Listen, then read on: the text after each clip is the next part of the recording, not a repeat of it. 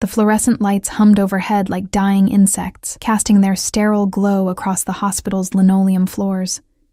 My sneakers squeaked with each hurried step, a sound I'd grown to hate during these endless night shifts. The smell of antiseptic burned my nostrils, mixing with the faint metallic tang of blood that seemed to permeate everything in this place. I was exhausted, bone-deep tired in a way that made my limbs feel like they were filled with sand. "Emma, we need you in OR 3, stat." The charge nurse's voice crackled through the intercom, sharp and urgent. My heart kicked against my ribs. I'd been working at St. Catherine's for 6 months now, just a surgical nurse trying to make ends meet, trying to survive in a city that chewed up people like me and spit them out. The pay was barely enough to cover my studio apartment in the worst part of town, but it was honest work. It was mine. I grabbed my surgical cap and pushed through the double doors, my hands already reaching for the sanitizer dispenser. The hallway leading to the operating rooms was colder than the rest of the hospital, and I could feel goosebumps rising along my arms beneath my scrubs. My reflection caught in the glass partition. Dark circles under my eyes, hair that needed washing, a face that had forgotten how to look anything but worn down. "Emma, wait!" I turned to find Sarah, one of the senior nurses, rushing toward me. Her face was pale, almost gray in the harsh lighting. She grabbed my arm with fingers that dug in hard enough to bruise, and I could feel her trembling. "Sarah, what?" "Don't go in there." Her voice was barely a whisper, but the fear in it made my stomach clench. "It's a trap. They're not here for surgery." "What are you talking about?" I tried to pull away, but her grip tightened. "I was called." "I know what you were called for." Her eyes darted down the hallway, checking the shadows. "But that man in there, Emma, that's Dominic Salvatore." The name meant nothing to me. I stared at her, confused and increasingly annoyed. I was tired. I had a job to do, and Sarah was acting like she'd lost her mind. "I don't know who that is," I said, trying to keep my voice steady. "But someone needs medical attention. And he's the head of the Salvatore crime family." Sarah's whisper was urgent now, almost desperate. "The Mafia, Emma. The actual Mafia. And if they called you specifically..." She swallowed hard. "Something's wrong. Hide. Please." My mouth went dry. I'd heard stories, of course. Everyone in the city had. Whispered tales of the families that really ran things, that operated in the spaces between the law. But that world had always felt distant. Like something from a movie. Not something that could touch me in my small, insignificant life. "I can't just..." I started, but Sarah was already backing away, releasing my arm. "I have kids, Emma. I'm sorry." And then she was gone, disappearing through a side door, leaving me alone in that cold hallway with my heart hammering and my mind racing. I should have run. Every instinct I had was screaming at me to turn around, to hide like Sarah had said, to pretend I'd never heard the call. But my feet wouldn't move. Maybe it was exhaustion. Maybe it was shock. But I found myself pushing through the OR doors instead. The operating room was flooded with light. So bright it made my eyes water. But it wasn't set up for surgery. No instruments laid out, no anesthesiologist, no surgical team. Just 4 men in dark suits standing around the table, and 1 man lying on it. No, not just 1 man. He was young, maybe early 30s, with dark hair that fell across his forehead, and a face that looked like it had been carved from marble by someone who understood beauty and cruelty in equal measure. Even lying down, even bleeding from what looked like a gunshot wound to his shoulder, he radiated power. It rolled off him in waves, filling the room like smoke. His suit was custom-tailored, the kind that cost more than I made in a year. I could see the fine weave of the fabric, dark charcoal with a subtle pinstripe. His shirt was white, or had been before the blood. An expensive watch caught the light on his wrist, gold and gleaming, but it was his eyes that froze me in place. They opened as the door swung shut behind me, and they were the color of whiskey held up to firelight, amber and brown and gold all at once. Those eyes locked onto me with an intensity that made my breath catch, made every nerve in my body light up with a warning I couldn't quite name. Danger. This man was danger personified. "Who the fuck is this?" One of the suited men stepped forward, his hand moving to his jacket where I could see the outline of a gun. I'm a nurse." My voice came out smaller than I wanted. I was called to OR3. We didn't call for you. Another man, broader, with a scar running down his cheek. Marco, get her out of here. But before Marco could move, the man on the table spoke. Stop. One word. Just one word. But it crackled through the room like a whip, and every man in the vicinity went perfectly still. The voice was rough, strained with pain, but underneath that roughness was steel. Authority. The kind of voice that didn't need to be raised to be obeyed. Sir, we can't, the scarred man started. I said stop. Those amber eyes never left my face. Come here. It wasn't a request. Nothing about this man suggested he ever made requests. I should have refused. I should have run. But my legs were moving, carrying me forward until I stood beside the operating table, close enough to smell him. Expensive cologne mixed with gunpowder and copper blood. Up close, he was even more devastating. Sharp cheekbones, a jaw that could cut glass, lips that were pressed tight against pain. But there was something else in his face. Something that made my chest tighten. He looked surprised, like he'd seen a ghost. Your name? It wasn't a question, but I answered anyway. Emma. Emma Chen. Emma. He said it slowly, like he was tasting each syllable. His hand moved, fast, despite the injury, and caught my wrist. His fingers were warm, his grip firm but not painful. You're going to help me. Sir, this isn't a good idea, the first man, Marco, protested. We don't know her. We can't trust. She stays. Dominic's eyes finally broke away from mine to pin Marco with a look that could have frozen blood, everyone else out. Except Luca. The scarred man, Luca apparently, nodded. Boss, are you sure about this? Out. Now. The room emptied in seconds, leaving only the three of us, me, Dominic Salvatore, and the man who was clearly his second in command. The silence that followed was suffocating. I could hear my own heartbeat, could hear the ragged edge of Dominic's breathing, could hear the hum of the lights overhead. I need you to remove the bullet. His voice was steadier now, controlled despite what must have been considerable pain. Can you do that? I looked at the wound. It was high up on his left shoulder, still bleeding sluggishly. The bullet might have missed the major arteries. But without proper equipment, without proper conditions, you need a real surgeon, I said. Can you do it or not? His jaw clenched, and I saw a muscle jump in his cheek. Yes or no, Emma? The way he said my name did something strange to my insides, made warmth pool low in my belly despite the fear, despite everything. I swallowed hard and nodded. I'll need supplies, proper instruments, antibiotics, something for the pain. Luca. Dominic didn't need to say more. The scarred man was already moving, pulling a phone from his pocket, speaking in rapid, quiet Italian. I moved on autopilot, gathering what I could from the OR's supply cabinets. My hands were shaking, but I forced them steady. This was what I knew. This was what I could do. The medical part, at least. The rest. The men with guns. The Mafia boss watching my every move. The trap that Sarah had warned me about. I shoved all of that into a corner of my mind and focused on the wound. This is going to hurt, I warned as I cleaned the area around the bullet hole. I don't have enough anesthetic to... Just do it. His hand shot out and gripped the edge of the operating table, knuckles going white. I've had worse. I believed him. There were scars on his torso. I could see them where his shirt hung open. Old wounds, some that looked like they should have killed him. This was a man intimately acquainted with pain. My fingers found the bullet. I could feel it, lodged against bone.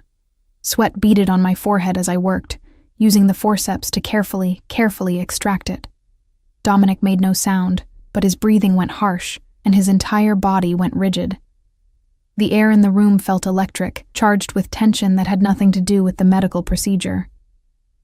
The bullet came free with a wet sound that made my stomach turn. I dropped it into a metal tray where it clinked against the steel, then immediately moved to clean and close the wound. My hands moved with practiced efficiency, suturing the torn flesh, applying antibiotics, wrapping clean bandages. Through it all, Dominic watched me. I could feel his gaze on my face, burning like a physical touch. It made my skin prickle, made my breath come faster. There was something unsettling about being the focus of such intense attention, something that made me feel simultaneously visible and vulnerable in a way I'd never experienced. "Done," I finally said, stepping back. My scrubs were spotted with his blood, and my hands were trembling again. "But you need to see a real doctor, get proper antibiotics, watch for infection. You did well." He sat up slowly, testing the shoulder. "Better than well." "I'm just a nurse," I said. "Anyone could have—" "No."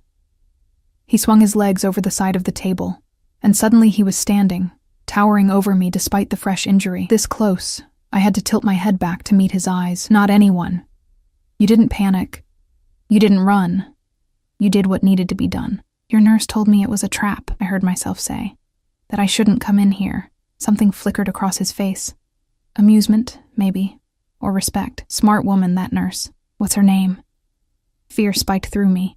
I don't know. I barely know anyone here. I'm still new." "Easy." His hand came up and I flinched, but he only touched my chin, tilting my face toward the light. "I'm not going to hurt anyone. I just want to know who's looking out for you." "Why would you care?" The question slipped out before I could stop it.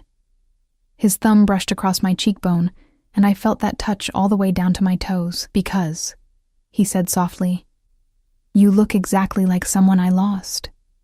And now you've saved my life. That creates complications." Before I could process that statement, before I could ask what he meant, Luca spoke from the doorway. "Boss, we need to move.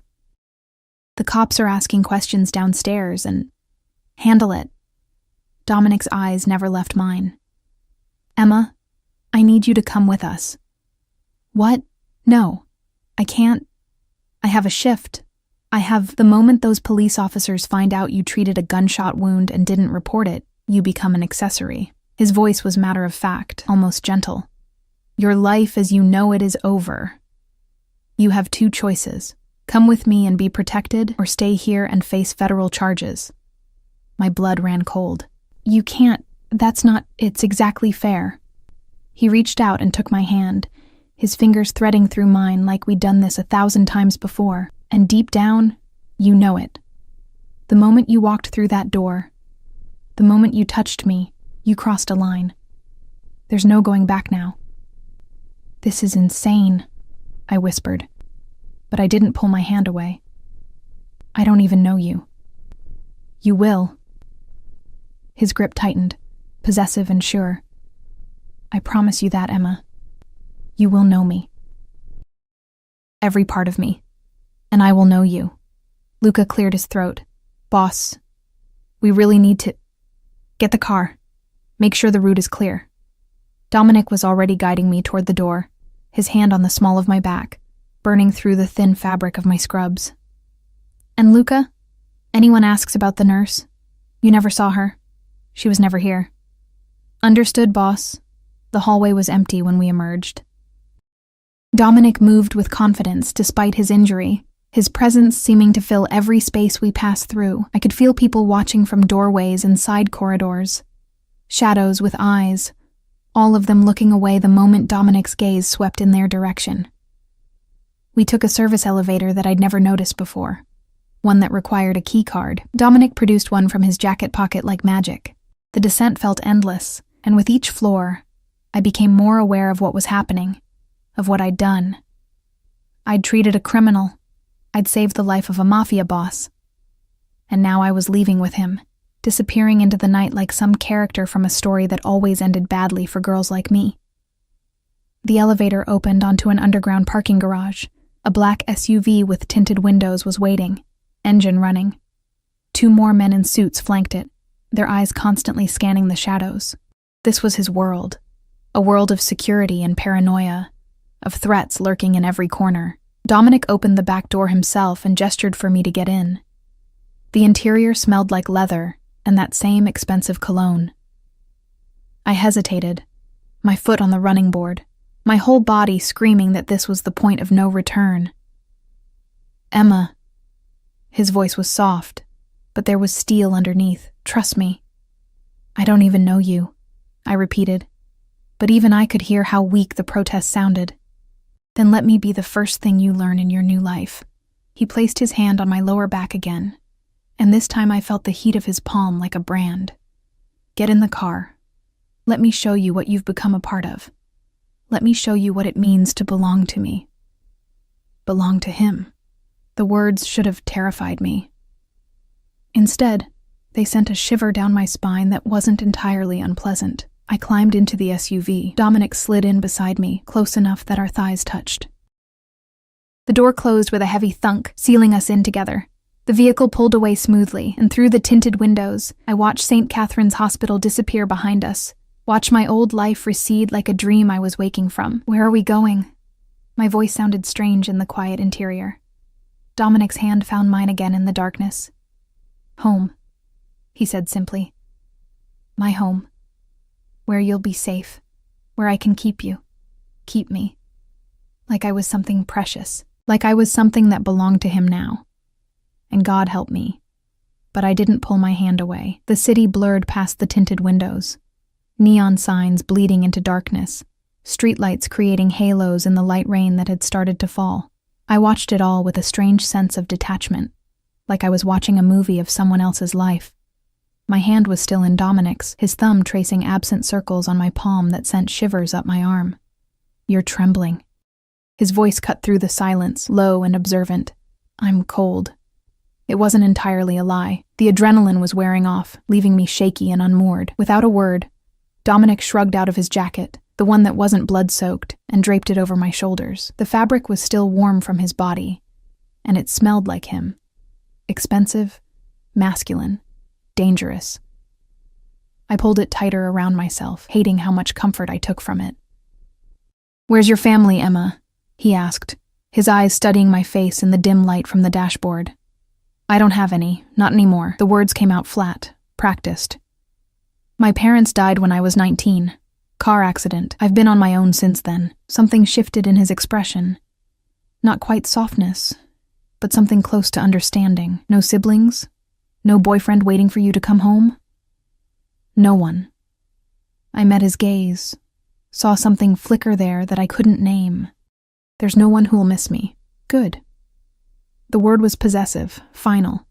His hand tightened on mine. That makes things simpler. Simpler for what? I tried to pull away, but his grip was unyielding. What exactly do you think is going to happen here? You can't just kidnap me. I'm not kidnapping you. His lips curved into something that wasn't quite a smile. I'm protecting you. There's a difference. Is there? My voice rose despite my efforts to stay calm. Because from where I'm sitting, I didn't have much choice about getting in this car. You always have a choice, Emma. He leaned closer, and I could feel the heat radiating from his body. You could have refused. You could have screamed for help. You could have run. But you didn't. Why is that? I didn't have an answer. Or maybe I did, and I just didn't want to admit it. There was something about this man, something that called to a part of me I'd kept locked away for years. The part that was tired of being invisible, of being overlooked, of struggling just to survive another day.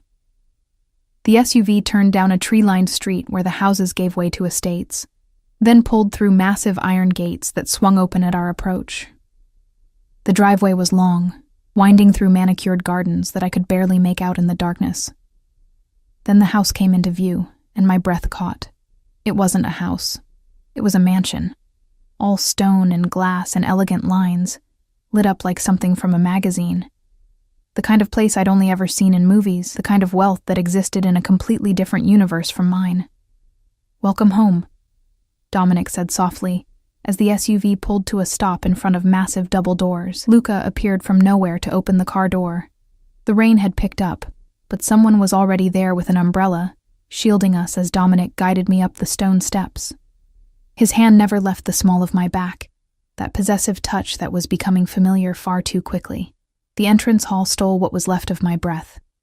Marble floors gleamed under a crystal chandelier that probably cost more than I'd earn in a lifetime. A curved staircase swept upward to the second floor, and I could see doorways leading off to rooms that seemed to stretch endlessly. "Maria!" Dominic called out, and an older woman appeared from one of the side corridors. She was dressed simply but elegantly, her gray hair pulled back in a neat bun. Her eyes widened when she saw the blood on Dominic's shirt, but she said nothing, just nodded. "Prepare the guest room in the east wing," Dominic instructed. "And have Rosa bring up some clothes." He glanced at me, assessing. "Size 4, I think, and food. She needs to eat." "Right away, Mr. Salvatore." Maria's accent was Italian, thick and musical. Her eyes slid to me with open curiosity. But again, she asked no questions. "Come." Dominic's hand found mine again, tugging me toward the staircase. "You need rest." "I need answers." I planted my feet, finally finding some backbone. "You said I look like someone you lost. What does that mean? And why did you really bring me here?" He turned to face me fully, and in the bright light of the chandelier, I could see him clearly for the first time since the hospital. The pain lines around his mouth, the exhaustion in his eyes, but also something else, something intense and almost hungry. "My sister," he said quietly. "You look like my sister Adriana.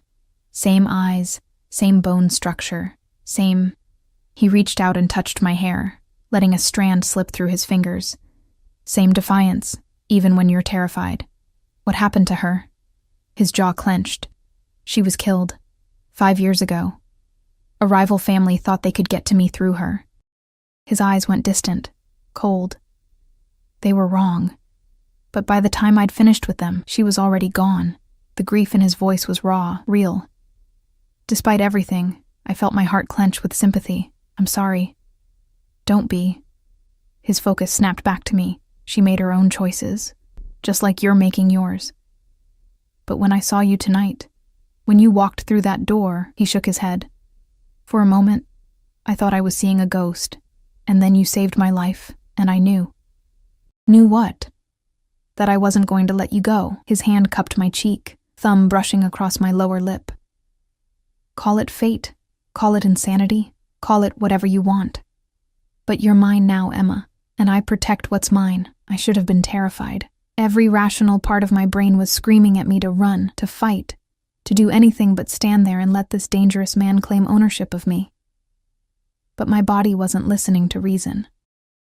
It was responding to the heat in his eyes, to the possessiveness in his touch, to the promise of being wanted, truly wanted, for the first time in my life.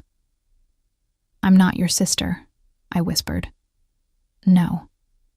His smile was sharp, predatory. "You're not. And the things I want to do to you have nothing to do with sisterly affection." Heat flooded through me, pooling low in my belly. Before I could respond, Maria reappeared with another woman in tow. Younger, maybe mid-20s, carrying an armload of clothes. "Your room is ready, miss," Maria said gently. "Rosa will help you get settled." Dominic released me, though his eyes promised this conversation wasn't over. "Get cleaned up. Rest. We'll talk more in the morning.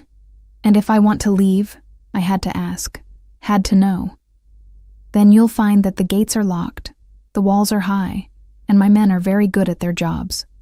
He said it without apology, without shame. "Like I said, Emma, you're mine now. The sooner you accept that, the easier this will be." He turned and walked away, Luca falling into step beside him. I watched them disappear down a hallway, my heart pounding, my mind reeling. "This way, miss." Rosa's voice was soft, accented.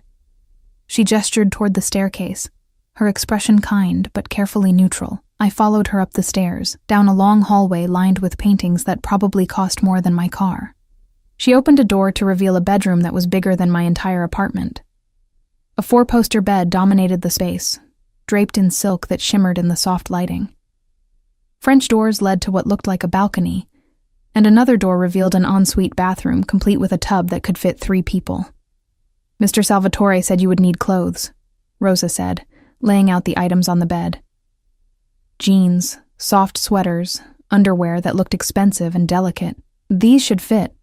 If you need anything else, just pick up the phone. Someone will answer." "Rosa," I said before she could leave, "how long have you worked here?" 3 years, miss." "And have there been other women, like me?" She met my eyes, and something like sympathy flickered there. "No, miss. Never. Mr. Salvatore, he is very private. You are the first." I didn't know if that made things better or worse. After she left, I stripped off my blood-stained scrubs and stepped into the shower. The water was hot, almost scalding, and I stood under the spray until my skin turned pink. I scrubbed at the blood under my fingernails, watched it swirl down the drain, and tried to process what had happened. 24 hours ago, I'd been a nobody, an exhausted nurse barely making rent, invisible to everyone around me. Now I was standing in a mansion, wearing a robe that probably cost more than my monthly salary, held captive by a Mafia boss who looked at me like I was something precious and dangerous all at once. I should call the police. I should find a way out. I should. But I did none of those things. Instead, I dried off and pulled on the clothes Rosa had left, jeans that fit perfectly, a cashmere sweater that felt like a cloud against my skin. I braided my wet hair over one shoulder and stared at myself in the mirror. I looked different, not just clean and well-dressed, but different in a way I couldn't quite name. Like something had shifted inside me, like crossing that threshold had changed me on a cellular level. A knock at the door made me jump. "Come in." Maria entered carrying a tray laden with food, soup that smelled incredible, fresh bread, fruit, and what looked like homemade pasta. "Mr. Salvatore said you hadn't eaten." My stomach growled in response, betraying me. I hadn't eaten, hadn't had time during my shift, and certainly hadn't thought about food since everything had gone sideways. "Thank you," I said, taking the tray to a small table by the window. "Maria, can I ask you something?" She paused at the door. "Of course, miss. What kind of man is Dominic Salvatore?" Really, she considered the question carefully. "He is a hard man, miss. Dangerous, but also fair. Loyal to those who are loyal to him. He has rules. A code. He does not hurt women or children. He does not deal in drugs or human trafficking. These things, they are important to him. And murder? I had to ask. Does his code allow for that? Mr. Salvatore does what must be done to protect his family and his business." Her voice was matter of fact. In his world, there are only two kinds of people, those under his protection and those who are threats. It is better, I think, to be the first. After she left, I ate mechanically, tasting nothing. My mind was too busy cataloging exits, analyzing options, trying to find a way out of this beautiful cage. But even as I planned, I knew I wouldn't run. Not tonight. Maybe not ever. Because the truth I didn't want to admit was that for the first time in years, I didn't feel invisible. I felt seen, wanted, claimed, and God help me. But some dark part of my soul craved that feeling like oxygen. I was finishing the last of the soup when my door opened without warning. Dominic stood in the doorway, changed into fresh clothes, black pants and a white shirt with the sleeves rolled up to reveal forearms corded with muscle and marked with more scars. His shoulder was properly bandaged now, the blood gone. "You should have knocked," I said, trying to sound braver than I felt. "It's my house." He moved into the room with that predatory grace, all coiled power barely contained. "Everything in it belongs to me, including you. I'm not a possession. Aren't you?" He stopped in front of me, close enough that I had to tilt my head back to meet his eyes. "You're in my house, wearing clothes I provided, eating food from my table. You're under my protection, which means you're mine to keep safe, mine to watch over." His hand came up to cup my face. Mine to touch. My breath caught. This is insane. Probably. His thumb traced my lower lip again, and I felt that touch everywhere. But I stopped caring about sanity the moment that bullet hit me, and I realized I might die without ever knowing what it felt like to have you. "You don't even know me," but my voice came out breathy, unconvincing. "I will." He leaned closer, his breath ghosting across my lips. "I'm going to learn everything about you, Emma. Every secret, every fear, every dream you've ever had. And in return, you're going to learn me. Learn what it means to belong to someone like me. And if I don't want to belong to you, then I'll spend every day convincing you otherwise." His lips brushed against mine, not quite a kiss, just a promise. "Until you can't imagine belonging to anyone else." He pulled back, leaving me dizzy and aching. "Sleep well, Emma. Tomorrow, Your new life begins." Then he was gone, the door clicking shut behind him, leaving me alone with my racing heart and the ghost of his touch on my lips. I walked to the French doors and pushed them open, stepping onto the balcony. The rain had stopped, leaving the air clean and cool. The ground stretched out below, gardens and trees, and in the distance, the wall. High and imposing, topped with something that glinted in the moonlight. Cameras, maybe, or something worse. This was my prison now, golden and beautiful and suffocating. But as I stood there in the darkness, feeling the weight of Dominic's jacket still around my shoulders, I couldn't shake the feeling that some part of me had been waiting for this, waiting for someone to see me, to claim me, to want me enough to build a cage just to keep me, and that terrified me more than anything else. Sunlight streamed through the French doors, warm and insistent against my eyelids. For a moment, I forgot where I was, forgot everything that had happened. Then I opened my eyes to silk sheets and an unfamiliar ceiling, and it all came rushing back. The hospital, the blood. Dominic's amber eyes watching me like I was something he'd been searching for his entire life. I sat up, my body stiff from tension I'd carried even in sleep. The clock on the nightstand read 9:47 a.m. I never slept this late. My shifts at the hospital usually had me up before dawn. But I didn't have shifts anymore, did I? That life was gone, erased the moment I'd walked into that operating room. A soft knock interrupted my spiraling thoughts. "Miss Emma, may I come in?" "Yes," I called, pulling the sheets higher even though I was fully dressed in the clothes I'd fallen asleep in. Rosa entered carrying another tray, this one laden with breakfast. The smell of coffee hit me first, rich and dark, followed by the scent of fresh pastries and eggs. My stomach growled despite my anxiety. "Mr. Salvatore asked me to bring you breakfast," Rosa said, setting the tray on the table. "He also asked if you would join him in his study at 11 o'clock. Not a request. An order, phrased politely." "What if I say no?" Rosa's expression remained carefully neutral. "Then I imagine he would come here instead, miss. Mr. Salvatore is not a man accustomed to being refused." After she left, I picked at the food. Croissants that melted on my tongue, eggs cooked perfectly, fruit so fresh it must have been picked this morning. Everything tasted like luxury, like a life I'd only ever glimpsed from the outside. I showered again, taking my time under the hot water, trying to wash away the feeling of being trapped. When I finally emerged, I found that more clothes had appeared. A simple black dress that hugged my curves, elegant but not provocative. Whoever had chosen it understood my size perfectly, which should have been comforting, but instead felt invasive. At precisely 11 o'clock, I opened my door to find Luca waiting in the hallway. Up close and in daylight, he was even more intimidating, tall and broad, with that scar cutting through his face like a warning. But his eyes, when they met mine, held a hint of something almost like respect. "Miss Chen." He gestured down the hallway. "This way, please." I followed him through the mansion, taking in details I'd missed last night. Paintings lined the walls, real art, not prints. Sculptures stood in alcoves. Everything spoke of wealth that had been accumulated over generations, not quickly or easily. Luca stopped in front of a heavy wooden door and knocked twice. "Boss, Miss Chen is here." "Send her in." The study was all dark wood and leather, floor-to-ceiling bookshelves filled with volumes that looked actually read. A massive desk dominated the space, and behind it sat Dominic, bathed in the sunlight streaming through tall windows. He'd been working on something, papers spread across the desk, a laptop open, but his attention shifted to me immediately, absolute and unwavering. "Close the door, Luca."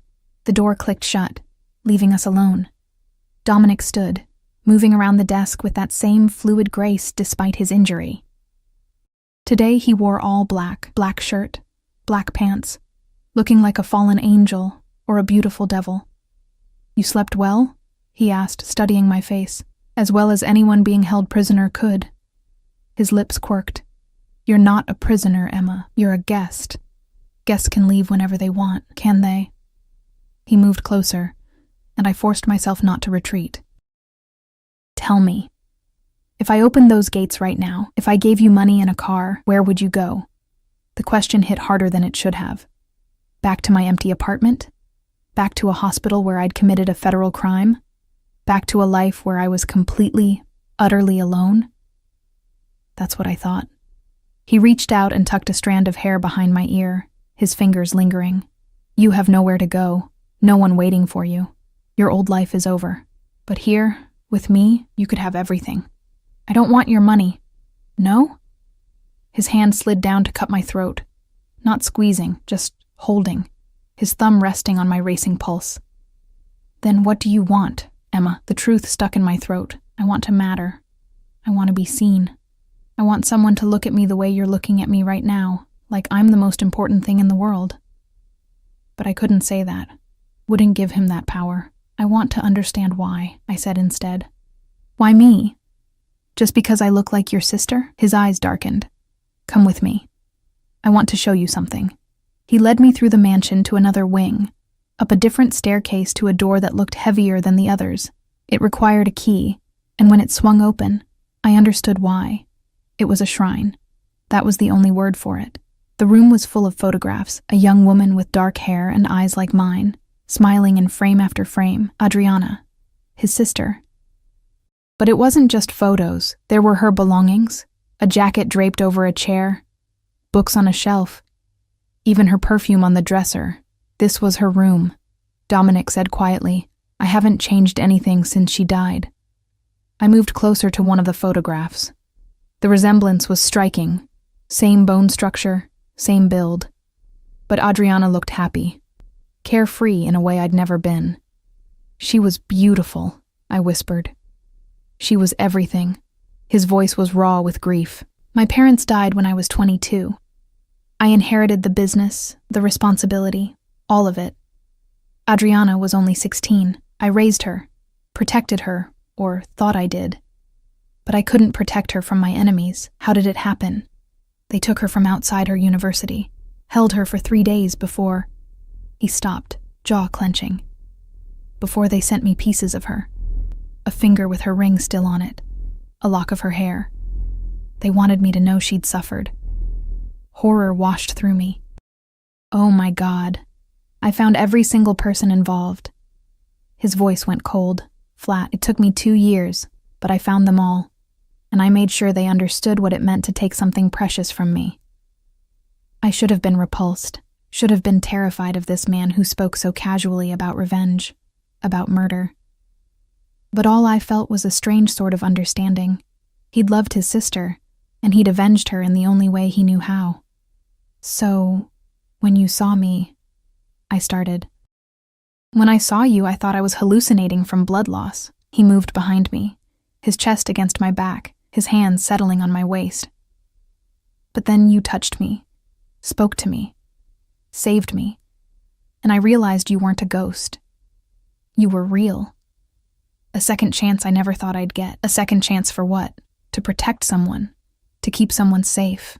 His lips brushed against my ear. To have someone who's mine and mine alone.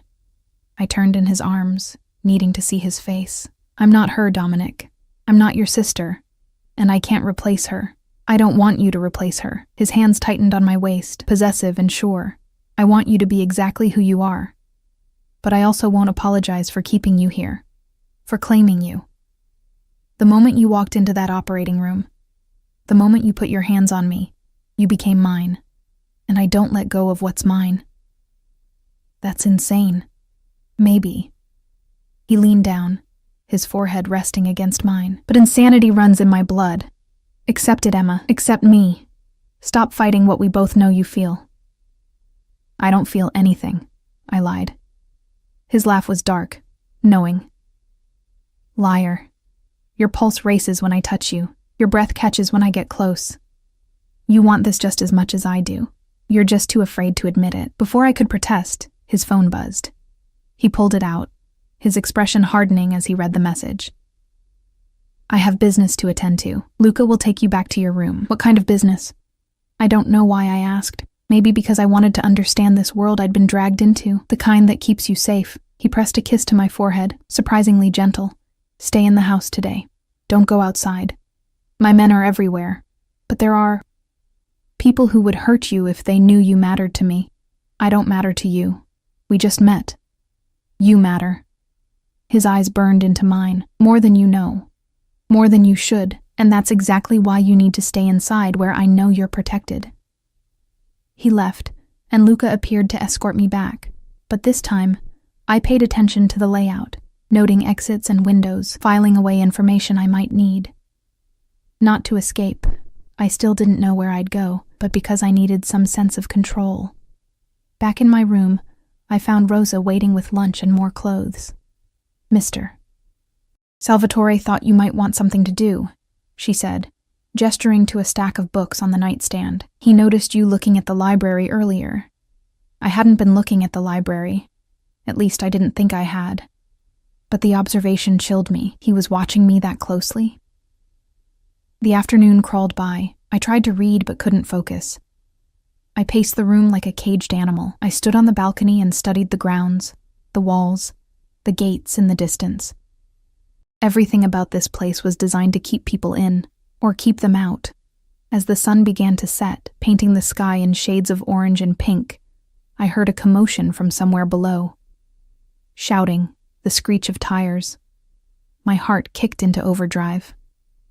I moved to the French doors, pressing against the glass to see what was happening. 3 SUVs had pulled up to the entrance.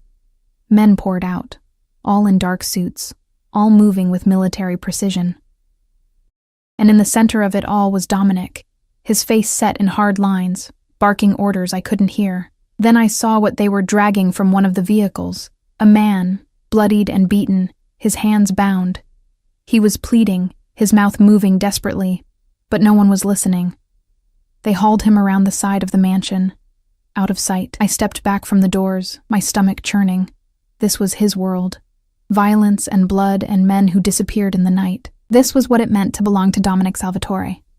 A knock at my door made me jump. "Miss Emma, Mr. Salvatore requests your presence at dinner."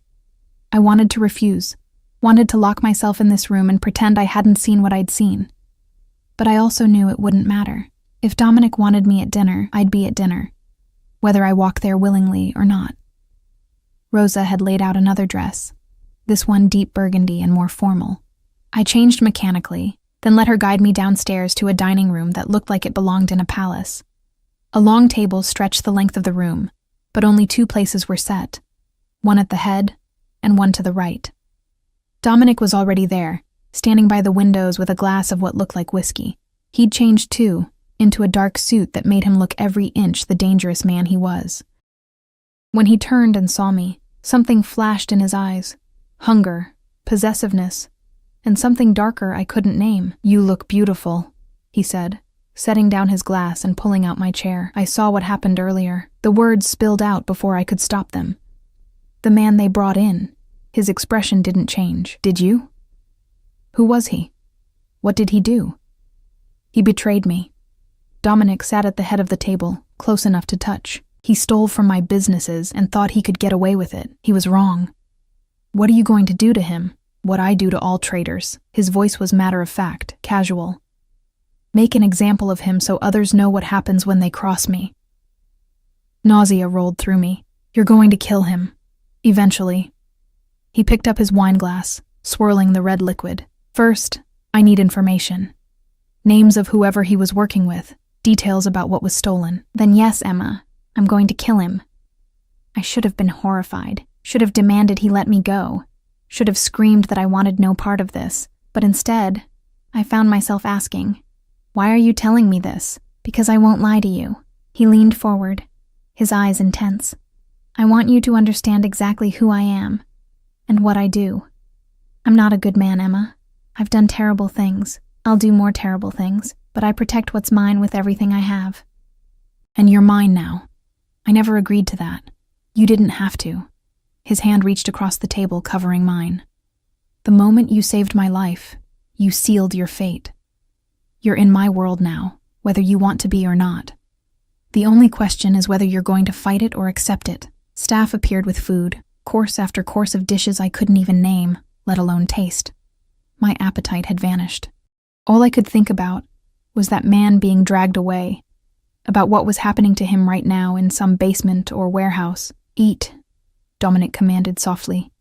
"You need your strength." "For what?" His smile was predatory. "For everything I have planned for you." We ate in tense silence, his eyes never leaving me. Every time I raised my fork, every time I sipped my water, he watched, studying me like I was a puzzle he was determined to solve. Finally, I couldn't take it anymore. "Why are you staring at me?" "Because you're the most fascinating thing I've seen in 5 years. He stood, moving to my side and pulling me to my feet. "Because every time I look at you, I see possibility. A chance at something I thought I'd lost forever." "What did you lose?" "Hope." His hands framed my face, tilting it up toward his. "Connection. The feeling that life could be more than just blood and business. You make me feel human again, Emma. And I'm not sure if that's a gift or a curse. Dominic, I know you're scared." His thumb traced my cheekbone. "I know this isn't what you wanted, but I promise you this. As long as you're under my protection, no one will hurt you. No one will make you feel small or invisible ever again. You'll want for nothing, and you'll be treasured like the precious thing you are. And in return? In return, you stay. You accept that you're mine. And eventually, when you're ready, you let me show you exactly what that means." His lips brushed mine, soft, questioning, giving me space to refuse. But I didn't refuse. Instead, I found myself leaning into him, my hands fisting in his shirt, my mouth opening under his. The kiss deepened, turned hungry. His hands slid down my back, pulling me flush against him. I could feel his heart pounding, could feel the tightly leashed control threatening to snap. When we finally broke apart, both breathing hard, his eyes were molten gold. "Soon," he promised darkly. "Soon, I'm going to make you mine in every way possible. And you're going to beg me for it." Then he released me and walked away, leaving me trembling and aching and terrified of how much I wanted him to be right. 3 days passed in a strange sort of limbo. I existed in Dominic's mansion like a ghost, there but not quite real, trapped between my old life and whatever this new existence was becoming. He gave me space, but his presence was everywhere. I'd find fresh flowers in my room each morning. Books appeared that matched my taste perfectly, as if he'd somehow cataloged every preference I had. Meals were served at exact times I didn't realize I'd established a pattern for. He was learning me, just like he'd promised, and it was terrifying how much I didn't mind. On the 4th morning, I woke to find Rosa waiting with a different kind of outfit: jeans, a soft sweater, comfortable boots. "Mr. Salvatore asks if you would join him outside today," she said. "He thought you might enjoy some fresh air outside." The word sent a thrill through me that I tried to suppress. I'd been inside these walls for days, and even a gilded cage felt suffocating after a while. Dominic was waiting by the gardens, dressed casually in dark jeans and a leather jacket. He looked younger like this, less like a crime lord and more like a man who could have been anyone. But then his eyes found mine, and that illusion shattered. Those amber depths held too much darkness, too much knowledge of things people like me should never witness. "Walk with me," he said, offering his hand. I took it, hating how natural it felt to have my fingers threaded through his. The gardens were extensive, manicured lawns giving way to wilder areas with trees and winding paths. 2 of his men followed at a discreet distance, always watching. I'd learned their names over the past few days. Marco, the one who'd wanted me thrown out that first night, and Vincent, younger but no less dangerous. "You've been a model prisoner," Dominic said, a hint of amusement in his voice. "Guest?" I corrected automatically. "Guest," he agreed. "Rosa tells me you've been reading." The Jane Austen surprised me. "Why?" "Because criminal nurses can't appreciate classic literature." His laugh was genuine, transforming his face. "Because Austen writes about social constraints and women trapped by circumstance. I thought you'd choose something about escape." "Maybe I'm learning to appreciate my circumstances." The words came out more honest than I'd intended. We walked in silence for a while, following a path that led to a small pond with a fountain in the center. Stone benches sat nearby, and Dominic guided me to one. He sat close, his thigh pressed against mine. "I want to tell you something," he said. About the night I was shot. I turned to face him, seeing tension in the set of his shoulders. You don't have to. Yes, I do. He stared out at the water. It was supposed to be a simple meeting. One of my suppliers, a man I've done business with for years, but he'd made a deal with the Castellanos, a rival family. They thought if they took me out, they could absorb my territory. What happened to him? The supplier? He's dead. So are the 3 Castellano soldiers who were waiting in ambush. His voice was matter-of-fact, but one of them got a shot off before Luca put him down. The bullet that hit me, it should have killed me. Should have hit my heart. But at the last second I moved, just enough. Why are you telling me this? He finally looked at me. Because that man you saw them drag in? The one I told you I was going to kill? He was the supplier's accountant. He was feeding information to the Castellanos, helping them set the trap. My stomach clenched. Is he dead? Yes. 2 days ago. Dominic's hand found mine. I'm not telling you this to frighten you, Emma. I'm telling you because I want you to understand the world you're in now. The men who tried to kill me, the men who helped them, they knew about you by the 2nd day. Fear spiked through me. What? They have people everywhere, in the hospital, in the police, in my own organization. The moment you got in my car, the moment you were seen with me, you became a target. His grip tightened. That's why you can't leave. Not because I'm holding you prisoner, but because out there, without my protection, you'd be dead within a week. The words hit like physical blows. You're saying I can never leave? Never have a normal life again? I'm saying that ship sailed the moment you saved my life. His free hand cupped my face. I'm sorry, Emma. If I could go back, if I could have protected you from this world, I would. But I can't. All I can do now is keep you safe. Keep you here, where my men can watch over you, where no one can hurt you. This is insane. But my protest was weak. I'd suspected as much, had known deep down that there was no going back. But hearing it confirmed made it real, in a way that threatened to shatter me. Yes, he agreed. But it's the reality we're living in, and I need you to accept it, because what's coming next? He trailed off, jaw clenching. What's coming next? The Castellanos won't stop. They'll see my survival as a sign of weakness, proof that they can challenge me. There's going to be a war, Emma. Blood in the streets, bodies piling up. And through all of it, you need to stay here, safe behind these walls. For how long? However long it takes. His thumb stroked across my cheekbone. Months, maybe longer. But I promise you this, when it's over, when every threat has been eliminated, you'll have choices again. You can stay with me, or I'll set you up somewhere far away with a new identity, enough money to start over. But until then, you're mine to protect. I should have argued. Should have demanded he let me take my chances on my own. But the fear in his eyes, genuine fear for my safety, stopped me. This wasn't just about possession or obsession. He actually cared whether I lived or died. I want to understand, I said quietly. Help me understand this world. Don't just lock me in a golden cage and expect me to be grateful. Something shifted in his expression. Respect, maybe, or admiration. What do you want to know? Everything. How you became what you are, why you do what you do, what the rules are in your world. He studied me for a long moment, then nodded. All right, but not here. Come with me. He led me back to the mansion, but instead of going inside, we went to a separate building I hadn't noticed before. Smaller, more modern. Inside was a gym, fully equipped with weights, mats, and training equipment. This is where my men train, Dominic explained. Where I train. In my world, weakness gets you killed. So everyone who works for me knows how to fight, how to protect themselves and others. Why are you showing me this? Because I'm going to teach you. He moved to a cabinet and pulled out hand wraps. You said you wanted to understand my world. The first rule is this: never be helpless. Never rely solely on someone else for your safety. He spent the next hour teaching me basic self-defense. How to break a grip, where to strike to cause maximum damage, how to use my smaller size as an advantage. His hands on my body were professional, correcting my stance, guiding my movements. But there was an undercurrent of something else, a tension that built with each touch. By the end, I was sweating and exhausted, But I also felt something I hadn't in days.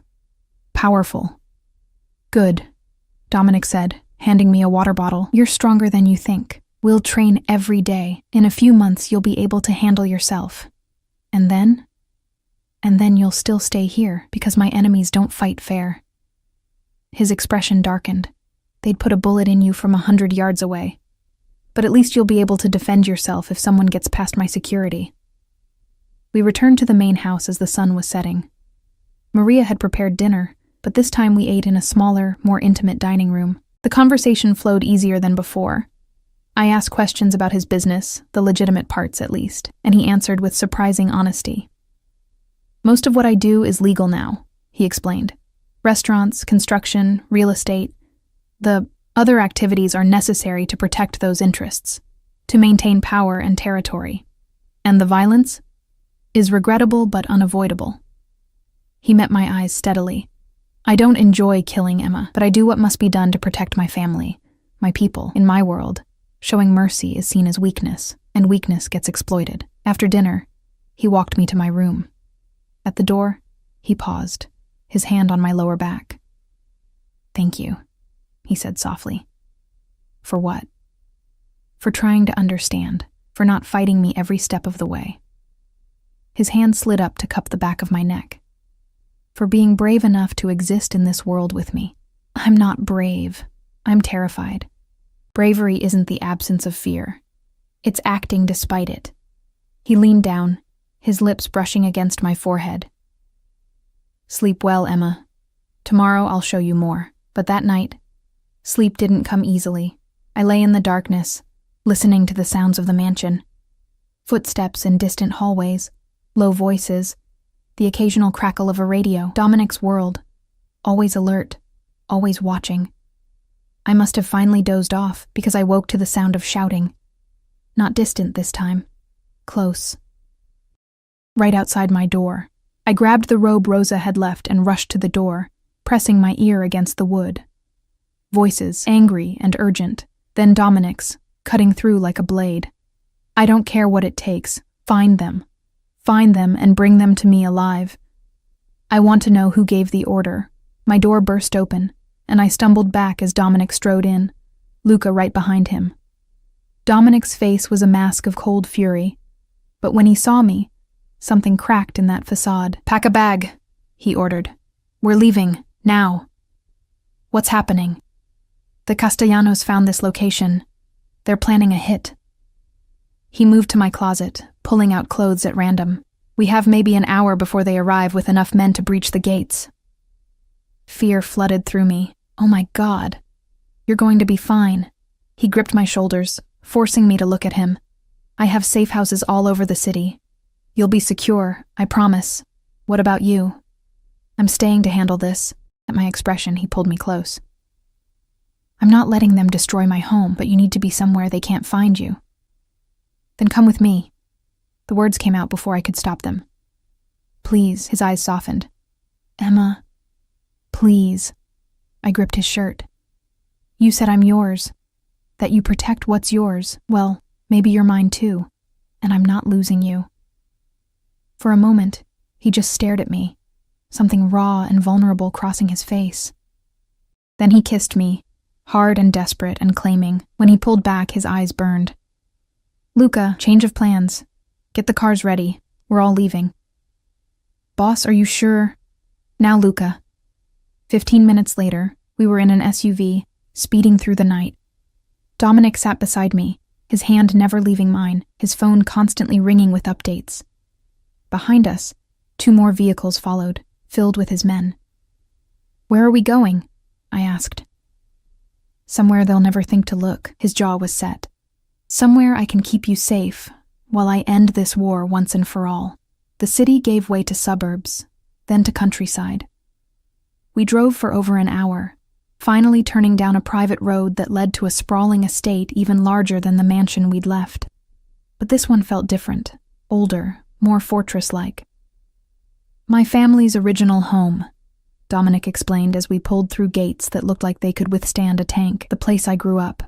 No one outside the family knows about it." Inside, the house was beautiful but lived in, full of history and memories. Dominic led me upstairs to a bedroom that looked like it had been preserved from another era. "This was Adriana's room," he said quietly. "When we were children, before everything went to hell." I turned to him, seeing the grief and rage and fear all tangled together in his expression. Without thinking, I reached up and cupped his face. "We're going to be okay," I said, trying to sound more confident than I felt. "We are." His arms came around me, crushing me against his chest. "Because I'll burn this entire city to the ground before I let anyone take you from me." And standing there in his dead sister's room, held in the arms of a man who dealt in violence and death, I realized something terrifying. I believed him. More than that, I wanted him to mean it. I wanted to be worth burning the world for. The war came swift and brutal. For 2 weeks, we lived in that ancestral home like ghosts haunting our own lives. Dominic left each morning before dawn, returning late at night with blood on his clothes and darkness in his eyes. He never told me details, but I could piece together the story from whispered conversations between his men, from news reports of gang violence escalating across the city. Bodies were found in warehouses, explosions rocked known Castellano properties. The police pretended to investigate while carefully looking the other way. Everyone knew this was something beyond their jurisdiction, a war being fought in shadows they couldn't reach. And through it all, Dominic was consumed by it, the gentle man who'd taught me self-defense, who'd kissed me like I was precious, disappeared beneath layers of cold calculation and merciless strategy. He was a warlord now, every inch of him devoted to destroying the family that had threatened what was his. But he always came back to me, no matter how late, no matter how exhausted. He'd find me before he slept. Sometimes we'd just sit together in silence, my hand in his head against my shoulder. Other times he'd pull me close and kiss me with desperate hunger, stopping himself before things went too far, leaving us both aching and frustrated. "Not yet," he'd whisper against my lips. "Not while there's still danger, not while I'm still covered in blood." I trained every day with Marco, who'd warmed to me after Dominic made it clear I wasn't going anywhere. He taught me to shoot, to fight dirty, to think tactically. And slowly, I transformed from the exhausted nurse who'd stumbled into an operating room into something harder, sharper, someone who could survive in Dominic's world. On the 15th day, everything changed. I woke to find Dominic already dressed, strapping on a shoulder holster with practiced efficiency. The sight of the gun should have terrified me. Instead, I felt my stomach clench with a different kind of fear. "What's happening?" I sat up, pulling the sheets around me. "It ends today." His voice was flat, emotionless. "We found their headquarters. We know where the Castellano boss is hiding. It's over. Dominic, stay here. Don't leave this room until I come back for you." He moved to the bed, gripping my face between his hands. "Promise me, Emma. No matter what you hear, no matter what happens, you stay here where you're safe. I promise." The words stuck in my throat, "But you have to promise me something too. Anything. Come back to me." I grabbed his wrists, holding on like I could anchor him to this moment. "Whatever you have to do out there, whatever monsters you have to become, come back to me alive." His kiss was searing, possessive, claiming me in ways that went beyond the physical. "I'll come back," he promised against my mouth. "I'll always come back to you." Then he was gone, and I was alone with my fear. The hours crawled by with agonizing slowness. I paced the room like a caged animal, jumped at every sound, strained to hear anything from beyond the walls. Rosa brought food I couldn't eat. Maria tried to distract me with conversation I couldn't focus on.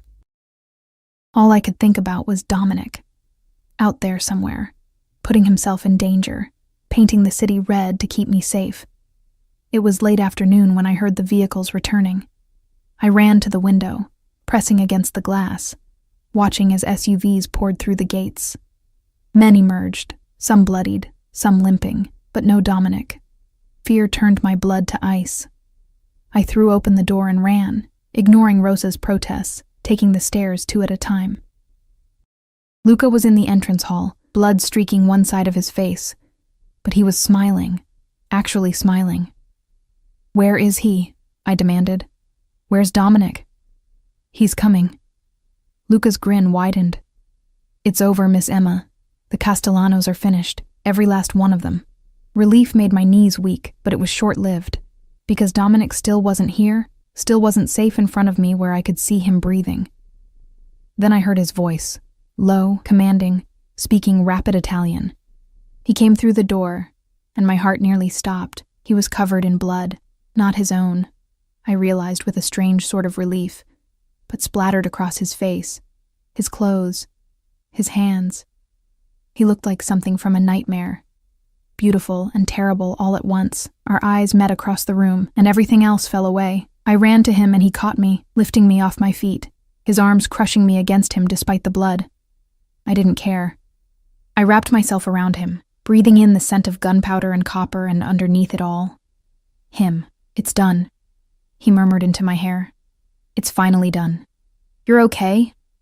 I pulled back to search his face. You're not hurt? Not a scratch. His thumb brushed across my cheekbone. I told you I'd come back to you. Around us, his men were celebrating, clapping each other on the back, laughing with the manic energy of people who'd survived something they weren't sure they would. But Dominic only had eyes for me. I need to clean up, he said, and then we need to talk. 20 minutes later, he emerged from the bathroom clean and wearing fresh clothes. The monster was gone, replaced by the man I'd come to know. Still dangerous, still deadly, but mine in ways that defied logic or reason. We sat on the balcony off his room, overlooking grounds lit by the setting sun. He pulled me into his lap, my back against his chest, his arms wrapped around my waist. Tell me, I said quietly. The Castellano boss, Anthony, he's dead, so is his brother, his underboss, everyone in his inner circle. I burned their properties, seized their assets, absorbed their territory. His voice was matter of fact, like he was describing a business transaction. There's no one left to threaten us. No one left to come after you. So it's over. Yes. His arms tightened. And now you have that choice I promised you. You can stay with me, or I can give you a new life somewhere far from here. Money, protection, a fresh start. Whatever you want, Emma. It's yours. My heart pounded. This was it. The moment of truth. The moment where I had to decide who I was and what I wanted. I thought about my old life, the loneliness, the exhaustion, the feeling of being invisible to everyone around me. I thought about the girl I'd been, small and scared and struggling just to survive. Then I thought about who I'd become in these weeks. Stronger, braver, someone who mattered to the most dangerous man in the city, someone who'd been claimed and treasured and fought for. What do you want? I asked, turning in his arms to face him. If I stay, what does that mean? His eyes burned with intensity. It means you're mine. Completely, irrevocably mine.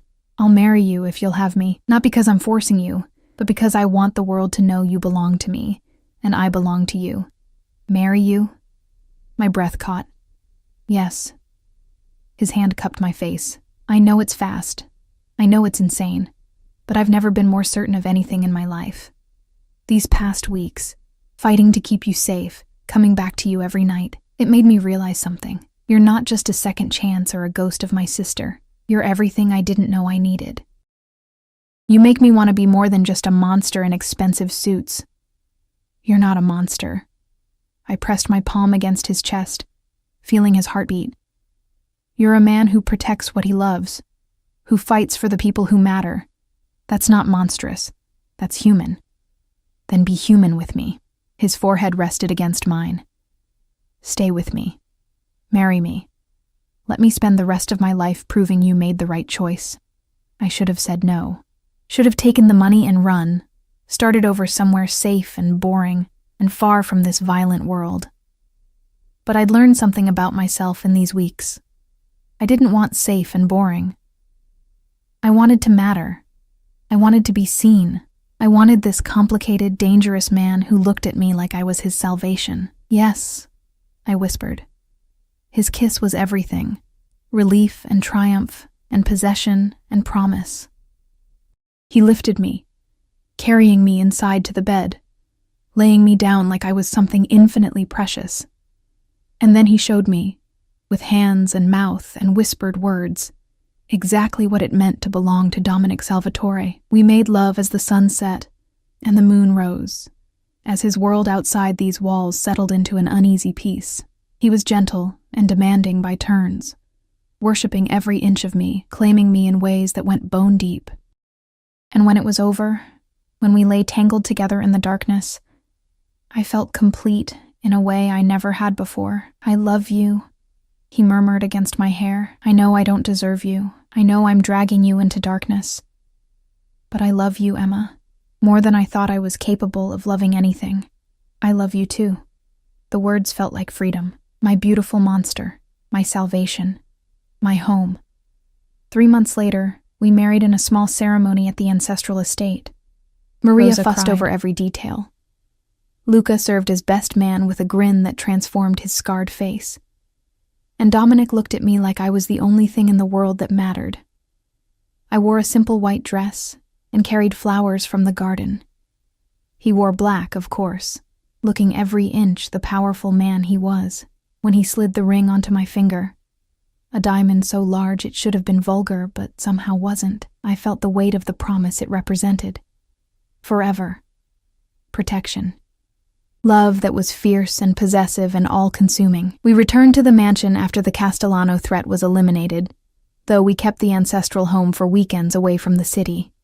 I started working again, not at a hospital, but at a free clinic Dominic funded in the poorest part of the city. It was my way of staying connected to who I'd been while embracing who I'd become, the wife of a Mafia boss. The woman who'd walked into an operating room and walked out belonging to the most dangerous man in the city. Some nights, I still woke from dreams of that first night. The blood, the fear, the moment our eyes met and everything changed. But then Dominic would pull me close, his heartbeat steady against my back, his arms a fortress around me.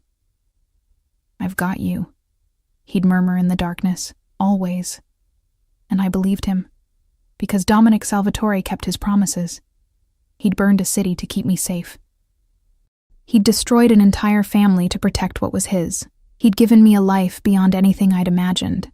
In return, I'd given him something he thought he'd lost forever. Hope. Connection. A reason to be more than just the monster his world had made him. We were broken pieces that somehow fit together. A nurse who'd saved a dying man. A killer who'd found his salvation in the woman he'd claimed. It was dark and complicated and fierce.